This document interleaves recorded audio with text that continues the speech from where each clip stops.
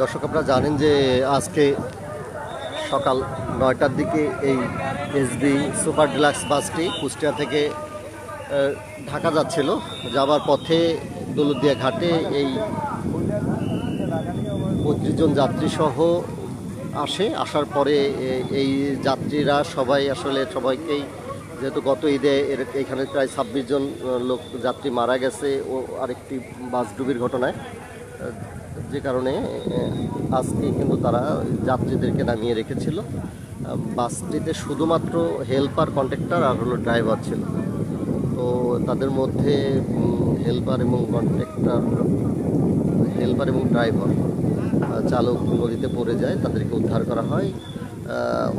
বলা যায় যে চালক একটু আহত হয়েছে, কিন্তু বাকি আসলে আর কোনো হতাহতের ঘটনা ঘটেনি। সকল যাত্রী নিরাপদে আছে। আপনারা দেখছেন যে এখন বাসটি উদ্ধার করা হচ্ছে।